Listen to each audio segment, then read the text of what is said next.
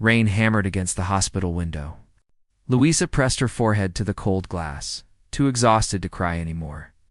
Behind her, 12-year-old Timothy slept, his pale face barely visible among white pillows and beeping machines. 3 months. That was all the time the doctors gave them. 3 months to find money she would never have. The surgery cost more than 5 years of her life. 3 jobs. Waitressing at dawn, bookstore shifts in afternoon light, scrubbing offices under fluorescent glare. Her hands were raw. Her body ached. None of it mattered, because Timothy was dying, and she was failing him. 2 years since their parents' car accident. 2 years of drowning alone. The miracle arrived at the diner during morning. Rush Mr. Harrison looked wrong among chipped mugs and torn vinyl booths. His suit cost more than her rent. He waited until her shift ended, then handed her a business card with steady hands. Miss Alcott, I represent someone who can solve your problem. Louisa's throat tightened. Nothing is free, no, but this is fair. He named a figure that made the world tilt. Exactly enough for Timothy's surgery. Enough for his future. What do I have to do? Marry my client. The diner noise faded to silence. Louisa stared at him, certain she had misheard. 1 year. A contract. At the end, you receive full payment and freedom to divorce. Mr. Harrison's voice never wavered. My client needs a wife. You need money. It's business. Who would pay for a wife? Julian Whitmore. Everyone knew that name. Tech genius. Billionaire at 35. His face on magazine covers, dark eyes intense, never smiling. Why does he need to buy a wife? That's for him to explain. But the offer is real, Miss Alcott. The contract is legal. The payment is guaranteed. Mr. Harrison leaned forward. You would save your brother's life. Isn't that worth a conversation? 3 days later, Louisa sat in a luxury car, wearing her funeral dress, hands trembling around her cheap purse. The estate appeared through rain-soaked windows. Stone walls covered in ivy. Gardens from fairy tales. Mrs. Chen, the housekeeper, led her through halls smelling of flowers and old money. Mr. Whitmore's in the library. He stood when she entered. Taller than photographs suggested, broader. His presence filled the room like thunder before lightning. Dark hair disheveled, as though he had been dragging fingers through it.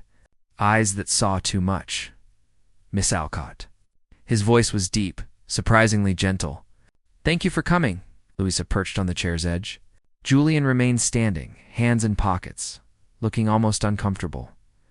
5 years ago, I was engaged. Catherine, his jaw tightened. She loved my money. She was already married, planning to divorce him once she secured her position with me. When I discovered the truth, it destroyed something inside me. Trust, maybe. Faith. He turned toward the window. Rain streaked the glass like tears. Since then, I've avoided relationships entirely. But my business requires appearances. Investors expect stability. Marriage? Without a wife, I face constant speculation. Invasive questions. Women with ulterior motives. He looked back at her. I need a wife who wants nothing beyond what we agree on. Someone honest. Someone like you? Why me? Because Mr. Harrison researched you thoroughly. 3 jobs for your brother. No debt except medical bills. No arrests, no scandals, no serious boyfriends. You are exactly what you appear to be. His gaze held hers. A good person in a terrible situation. That's rare in my world. The contract was thick with legal language. Mr. Harrison explained each clause patiently. Private ceremony. 1 year living together. Social appearances. Full payment immediately for Timothy's surgery. Monthly allowance. After 1 year, quiet divorce. Substantial final payment. One clause made her cheeks burn. The marriage will not be consummated unless both parties explicitly agree. Separate bedrooms. Complete privacy. Julian noticed her reaction. His expression softened slightly. I want honesty between us, Louisa. Nothing more, nothing less. This is business. I won't touch you unless you want me to. paused. And I suspect you never will. She should have felt relieved. Instead, something twisted in her chest. Something she could not name. I need to think about it. Of course. Take 3 days. Julian handed her his card. His fingers brushed hers, warm against her cold skin. But Louisa? Timothy doesn't have much time. And neither do I. That night, Louisa sat by Timothy's hospital bed, holding his thin hand. Machines beeped their steady rhythm. His eyes opened, unfocused with medication. Lou. I'm here, buddy. Are you sleeping? You look tired. I'm fine. You're lying. His smile was weak, but knowing. You always bite your lip when you lie. Louisa forced herself to stop. I'm working on something. Something that will help. What kind of something? She could not tell him. Not yet. Maybe not ever. A miracle, she whispered. 2 days later, she signed the contract in Julian's library. Her hand shook so badly she could barely hold the pen. When she finished, Julian signed below her name with swift, confident strokes. It's done, he said quietly. It's done, she echoed. He looked at her then. Really looked at her, and something flickered in his dark eyes. Something that looked almost like regret. I'll have the money transferred immediately. Timothy's surgery is scheduled for next week. Relief crashed through her so powerfully she nearly collapsed. Julian caught her elbow, steadying her with surprising gentleness. Thank you, she breathed. Don't thank me. His voice turned hard. This is business. You're giving me something I need. We're even. But the way he was looking at her did not feel even. It felt like standing on the edge of something vast and dangerous. The wedding is tomorrow, he continued, releasing her arm. Small ceremony. Just us and witnesses. Mrs. Chen will help you with anything you need. Tomorrow? The sooner this begins, the sooner it ends. Julian turned away, but not before she saw his expression. That's what we both want, isn't it? For this to end? Louisa could not answer. She did not know what she wanted anymore. That night, in the guest room of Julian's estate, she lay awake listening to rain against windows. Tomorrow, she would marry a stranger. Tomorrow, she would save Timothy's life. Tomorrow, everything would change. She just did not know how much. The ceremony lasted 12 minutes, Judge. Morrison read from a leather book in Julian's library. Morning light slanted through tall windows. Mrs. Chen and Mr. Harrison stood as witnesses, their faces carefully neutral. Louisa wore a simple white dress Mrs. Chen had somehow procured overnight. It fit perfectly. She tried not to think about what that meant, about how much research Julian had done, how thoroughly he had prepared to buy himself a wife. Do you, Julian Whitmore, take this woman to be your lawfully wedded wife? I do. His voice was steady. His hand, when he slipped the ring onto her finger, was warm. Ah! Do you, Louisa Alcott, take this man to be your lawfully wedded husband? The ring was heavy. Platinum band with a single diamond that caught the light like trapped fire. She thought about Timothy, already in pre-op. About the surgery happening in 3 hours that would save his life. I do. You may kiss the bride. Eyes. Julian's eyes met hers. Something unreadable flickered across his face. He leaned in slowly, giving her time to pull away. His lips brushed hers for one brief, burning moment. Then he stepped back. It's done, he said quietly. The same words from when they signed the contract, as though he was trying to convince himself. Timothy's surgery was successful. Louisa spent the day in the hospital waiting room. Julian beside her in uncomfortable plastic chairs that were never meant for men like him. He did not speak much. Just sat there, solid and present. While machines beeped and doctors came with updates, when the surgeon finally emerged with good news, Louisa broke down. Great shaking sobs that came from somewhere deep and endless. Julian's arms came around her without hesitation, pulling her against his chest. She could hear his heartbeat through expensive fabric. He's going to live, she gasped. Yes. Julian's hand moved in slow circles on her back. He's going to live. She should have pulled away. This was not part of their contract. But his warmth was the first comfort she had felt in 2 years. She was too broken to refuse it. That night, she returned to the estate as Mrs. Whitmore. Her room was beautiful. Floor-to-ceiling windows overlooking gardens. A bed larger than her old apartment. Everything in shades of cream and gold.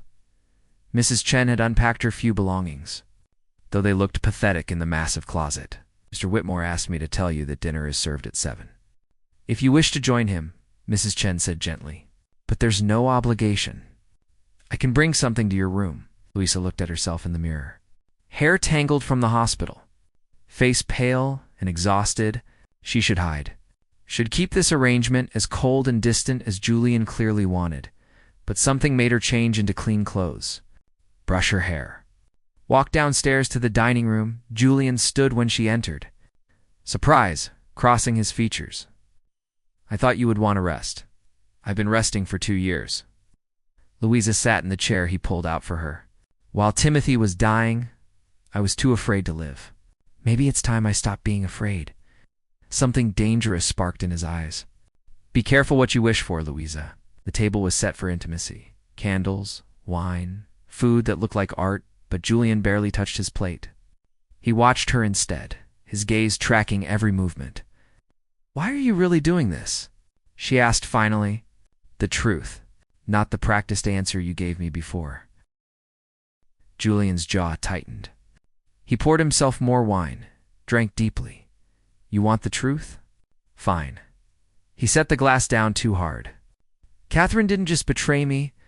She destroyed my ability to trust anyone. Every woman I've met since then, I see her. I see the calculation, the acting. I needed someone who couldn't possibly want me for anything except money. Someone I could trust precisely because we have a contract. His laugh was bitter. Ironic, isn't it? I'm buying honesty because it's the only kind I believe in anymore. That's the saddest thing I've ever heard. It's realistic. It's broken. Louisa leaned forward. You're broken, Julian. So am I, but at least I'm trying to heal. Are you? His eyes blazed. Or are you just trading one form of survival for another? The words hit like a slap, because he was right. She had sold herself to save Timothy. She would do it again without hesitation. But it still felt like dying. Maybe we're both just trying to survive, she said quietly. Something shifted in the air between them. Julian stood abruptly, his chair scraping against hardwood. I should let you rest. Tomorrow we have our first public appearance. A charity gala. Mrs. Chen will help you prepare. He was at the door when Louisa spoke. Julian? He turned. In the candlelight, he looked almost vulnerable. Almost human. Thank you. For today? For sitting with me at the hospital. You didn't have to do that? Yes, I did.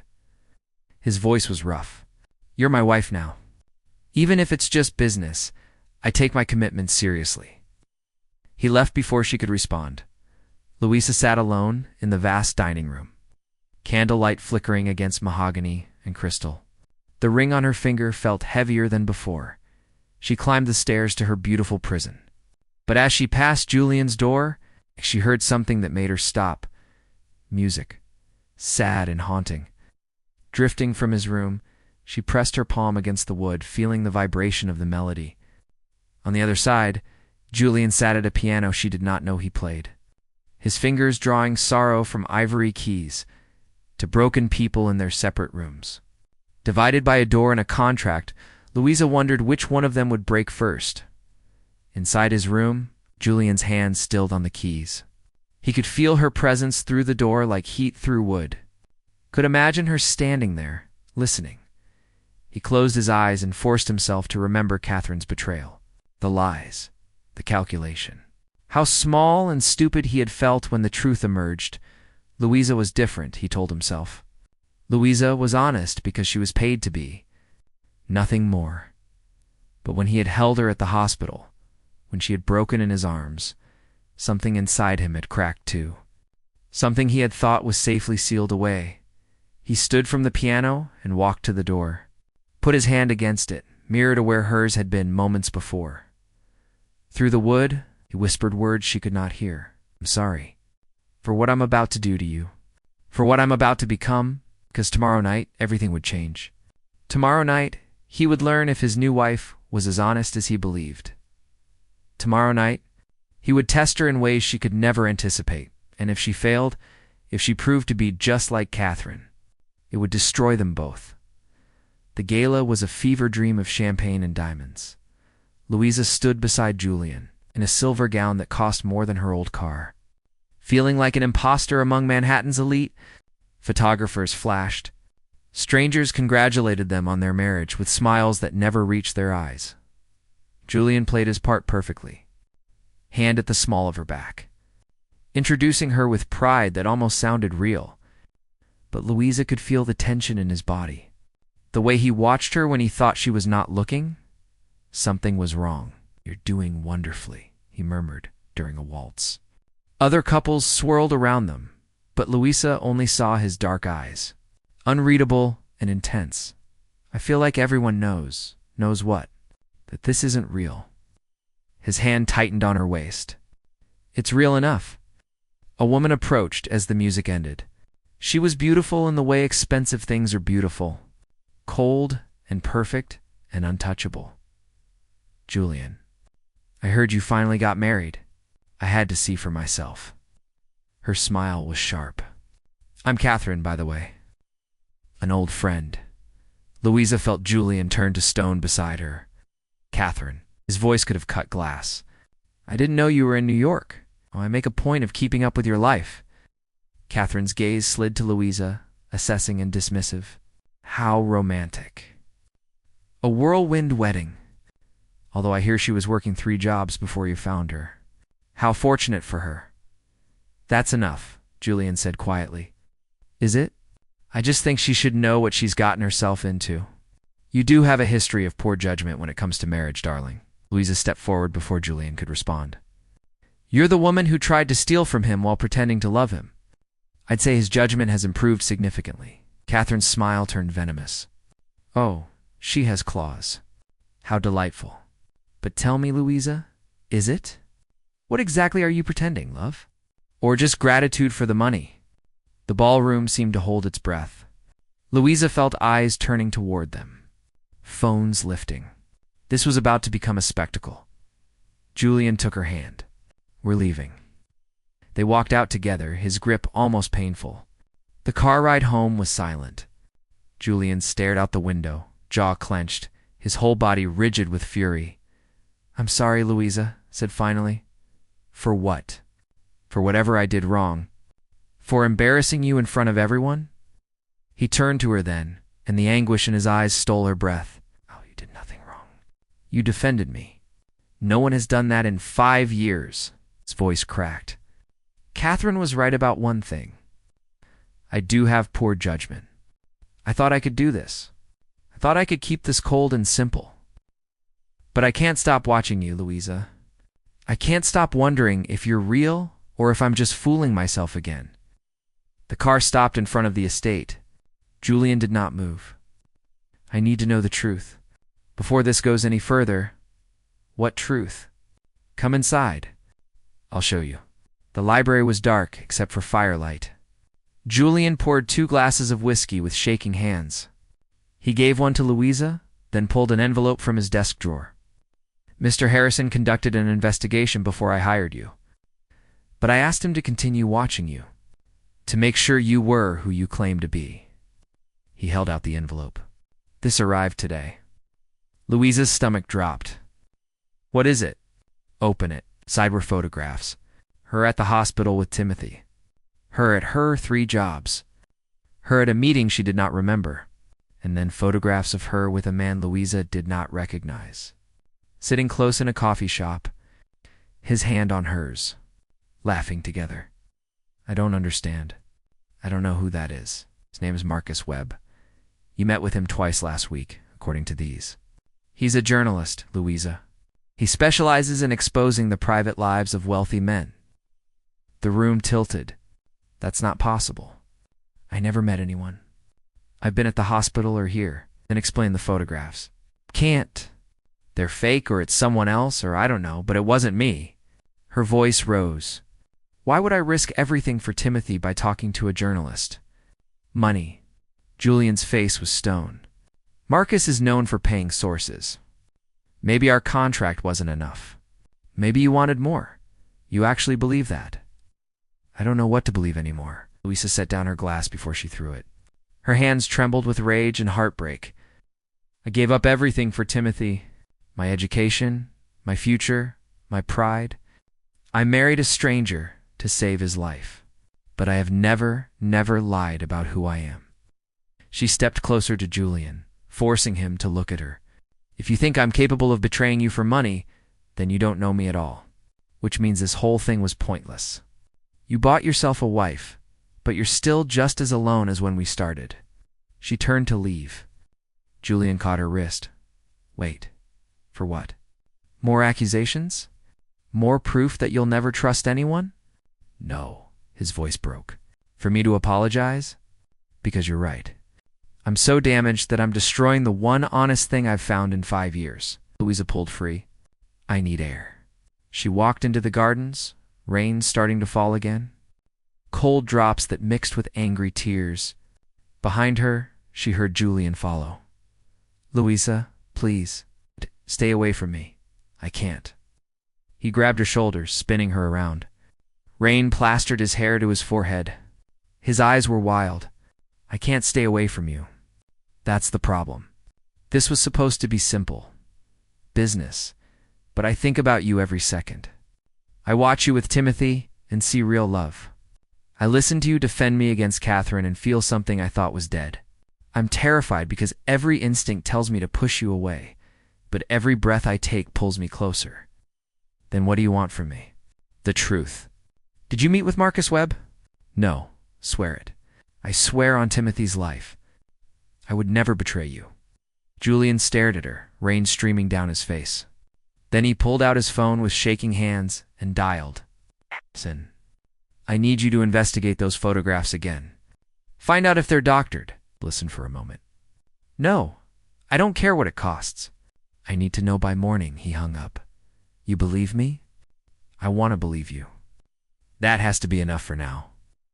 They stood in the rain, two broken people trying desperately not to shatter completely. Louisa reached up and touched his face, rain slick and cold. Who did this? Who sent you those photographs? I don't know. But someone wants to destroy us before we've even begun. Catherine. Julian's eyes darkened. Possibly. She always was vindictive. Or someone else. Someone who benefits from you being alone and vulnerable. Everyone benefits from that. I'm worth billions. Louisa shook her head. No. Someone specific. Someone close. Inside the house, a shadow moved from the window. Someone who had been watching. Someone who smiled. The game was just beginning. And in the morning, when Harrison called with his findings, Julian would learn that trust was the most expensive thing he had ever bought, and possibly the most deadly. Dawn broke gray and cold. Louisa had not slept. She sat by her window, watching light slowly claim the gardens, the ring on her finger catching pale rays. Julian's knock came at 6. Harrison called. His voice was rough with exhaustion and something else. Relief, maybe. Or fear. The photographs were doctored. Professional work. Your face spliced onto another woman's body. The journalist, Marcus Webb, confirmed he never met you. Someone paid him to stage those photos. Louisa closed her eyes. Who? He doesn't know. The payment came through an untraceable account. Julian stepped into her room, still wearing last night's clothes. His hair was wild, eyes bloodshot. I'm sorry. I doubted you when I should have trusted you. I let Catherine's ghost poison everything. It's not your ghost I'm worried about. What? Louisa stood, facing him. It's whoever is trying to destroy us right now. A crash from downstairs made them both freeze. Mrs. Chen's scream pierced the morning quiet. They ran together. The library doors stood open. Inside, Mrs. Chen stood pale and shaking, staring at the wall. Someone had painted words in red across the white surface. She'll destroy you like I did below it. Graphs of Louisa. Dozens of them. Her at the hospital. Her sleeping in her bed here. Her crying in the garden last night. Someone had been watching. Someone had been inside. Catherine. Julian breathed. No, the voice came from the doorway. Mr. Harrison stood there, tablet in hand, his usual composure shattered. It's not Catherine. It's your brother. Julian went still. I don't have a brother, half-brother. Marcus Whitmore. He was born to your father's first marriage. Before your father married your mother, he was married briefly to a woman named Helen. They had a son. Your father paid them off, made them disappear. Marcus is 2 years older than you. That's impossible. Harrison turned the tablet around. On the screen was a photograph of a man who looked eerily like Julian. Same dark eyes, same build. But his face was twisted with hatred. He's been trying to destroy you for years. Small sabotages that you wrote off as business risks. When you announced your marriage to Louisa, he saw an opportunity. He doctored the photographs. He broke in last night while we were at the gala and vandalized the library. He wants to prove that you're as broken as your father, that you'll destroy everyone you love, just like the Whitmore men always do. Louisa felt Julian's hand find hers, gripping tight enough to hurt. Where is he now? We don't know. But Louisa, there's more. Harrison's expression turned grave. He sent a message this morning. He says he has Timothy. The world stopped. What? Louisa could barely form the word. He took Timothy from the hospital 20 minutes ago. Walked right into his room dressed as a doctor. The boy is still weak from surgery. Marcus says if you want him back alive, you have to make a choice. What choice? Harrison looked between them. Either Julian transfers half his fortune to Marcus by noon, or Louisa walks away from this marriage right now. Give up everything, disappear from Julian's life forever, and never see him again. If she does that, Timothy goes free. That's insane, Julian said. I'll give him the money. He won't take it from you. Only from her. He wants Louisa to destroy you by leaving. He wants to prove that everyone will betray you eventually, even someone you've started to care about. Louisa pulled her hand from Julian's. Then I'll do it. I'll leave. No. Julian grabbed her shoulders. I'll find him. I'll get Timothy back another way. There's no other way. You heard Harrison. Timothy is weak. He could die if we wait. She touched Julian's face, memorizing him. This is why I agreed to this marriage. To save my brother. Nothing has changed. Everything has changed, and you know it. I know. Tears burned her eyes. But I can't let Timothy die. Not for this. Not for anything. So, you'll walk away? Pretend I mean nothing? You mean everything? Her voice broke. That's why this hurts so much. Julian pulled her against him, his arms tight around her. She could feel his heart hammering against her chest. There has to be another way. There isn't. You know there isn't. Harrison cleared his throat. Louisa, if you're going to do this, you need to leave now. Marcus is watching. He'll release Timothy the moment you're gone from Julian's life. But it has to be real. You can't contact Julian again. Ever. Louisa stepped back from Julian's embrace. Looked at the man who had become everything she did not know she needed. I'm sorry. For leaving. For not being strong enough to stay and fight. Don't apologize for loving your brother. Julian's hands clenched at his sides. Just promise me something. What? That this mattered. That I wasn't just a contract to you. You were never just a contract. She pulled the ring from her finger, pressed it into his palm. You were the first person in 2 years who made me remember how to feel. Who made me want something more than survival. She kissed him then. Desperate and brief and tasting of salt and sorrow. When she pulled away, Julian's eyes were wet. I'll find you, he said. When this is over, when Marcus is caught, I'll find you. She backed toward the door.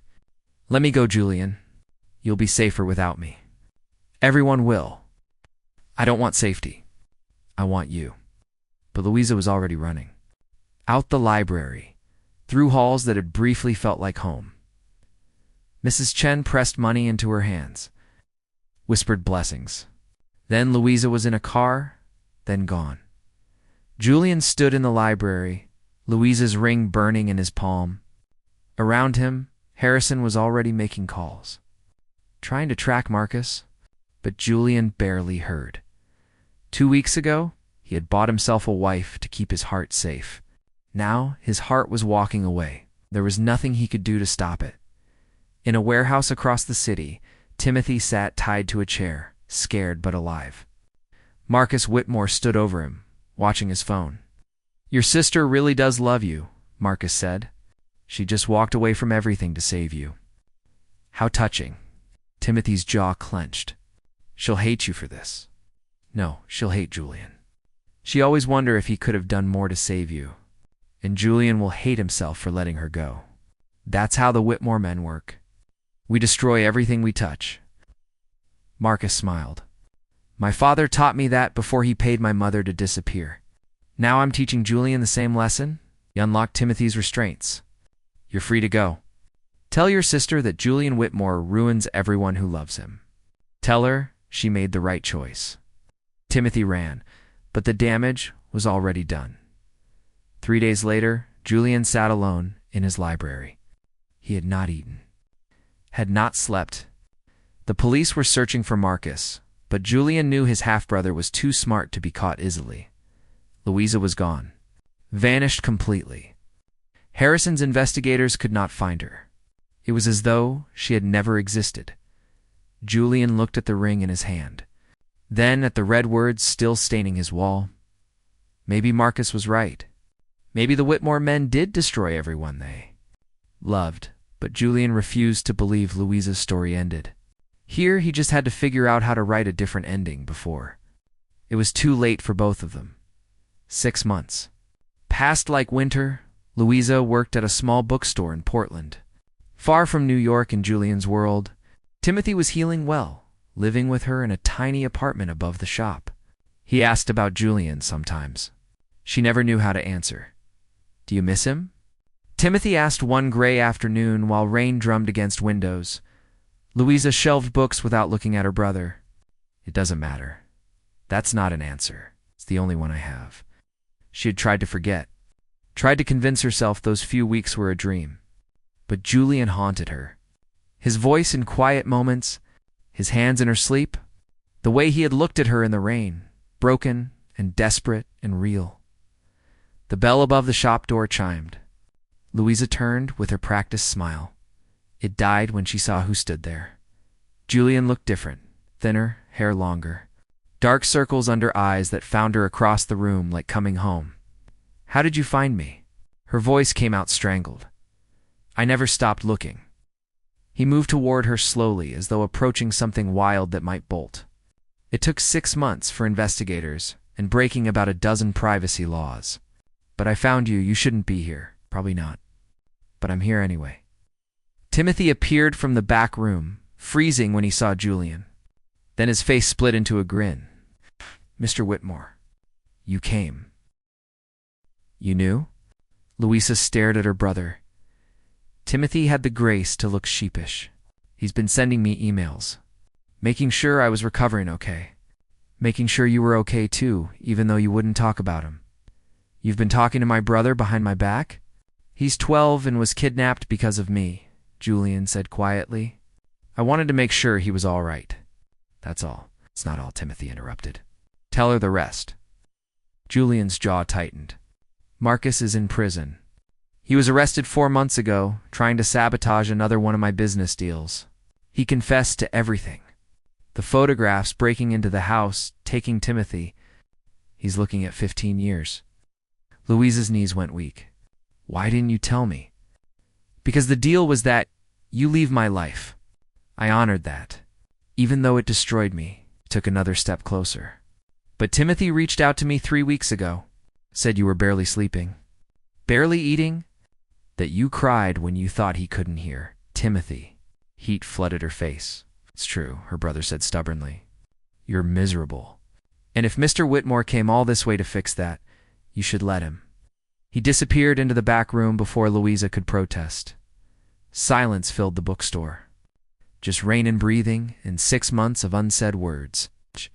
"You should have told me Marcus was caught," Louisa said finally. "Would it have changed anything?" "You left to protect Timothy." Mission accomplished. Why would you come back to a broken man with a family history of destroying everyone he loves? Because I love you, you idiot. The words fell between them like stones in still water. Julian went completely still. What? I love you. I tried not to. Tried to convince myself it was just gratitude or loneliness or Stockholm Syndrome or something. But I fell in love with you in that library when you told me about Catherine. When you sat with me at the hospital. When you held me in the rain and made me feel seen for the first time in my life. Her voice broke. I left because I love you. Because Timothy is my family, and I couldn't let him die. But every day since has felt like dying anyway. Julian crossed the distance between them in 2 strides. His hands came up to frame her face, thumbs brushing away tears she had not realized were falling. I love you too. I think I loved you from the moment you defended me against Catherine. When you looked at me like I was more than my money or my mistakes. Like I was just Julian, and that was enough. It was always enough. Then come home. Marry me again.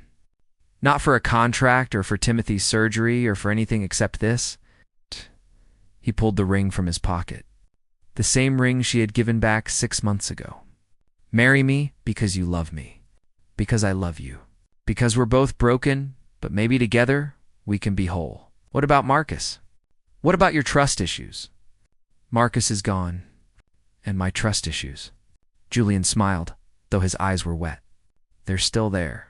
Probably always will be. But I trust you, Louisa. You walked away from everything to save your brother. You proved that love isn't about possession or control. It's about sacrifice. And I want to spend the rest of my life being worthy of the sacrifice you made. I don't want you to feel like you owe me. I don't. I want to be with you because when you're gone, nothing makes sense. The house is too big. The silence is too loud. I play piano at 3 in the morning and imagine you standing outside my door listening. Slid the ring back onto her finger. Come home, please. Louisa looked down at the ring. At the man kneeling in her bookstore, offering her not a contract, but his heart. What about the original agreement? The 1 year? The divorce option? I threw it away the day you left. This isn't business anymore. This is us. Real and complicated and probably messy, but real. What if I'm not ready? Then I'll wait. I'll come here every day until you are. I'll work in this bookstore. I'll get to know Timothy better. I'll prove that I'm not going anywhere. His hands tightened on hers. But please, Louisa, let me try. Let us try. What? She thought about the last 6 months. The emptiness. The mornings waking up and forgetting for one blessed moment that she had left him. Then remembering and feeling the loss all over again, she thought about Julian in his library, playing sad music for ghosts. About how his smile had started to reach his eyes the longer she knew him.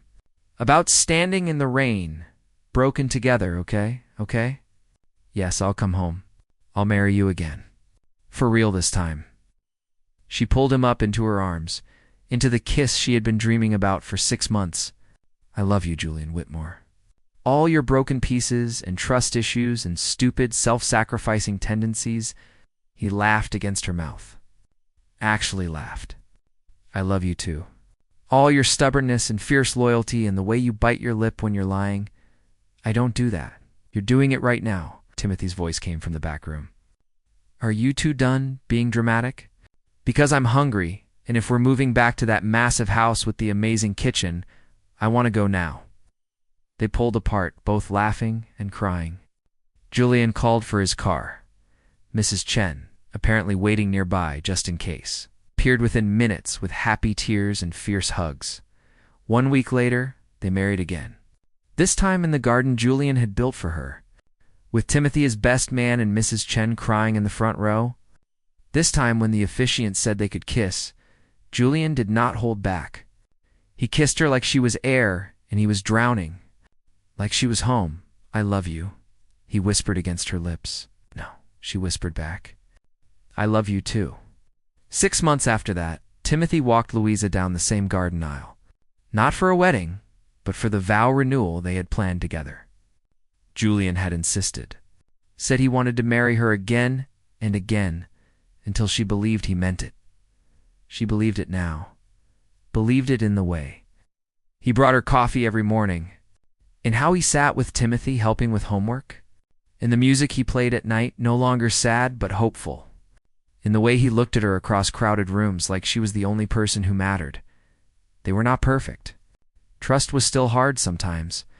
Julian still had moments of doubt. Louisa still woke from nightmares about losing Timothy. But they were real, and real was better than any contract could ever be. Years later, when people asked how they met, Julian would smile that rare, genuine smile that only Louisa could pull from him. "I bought her," he would say. "Best investment I ever made."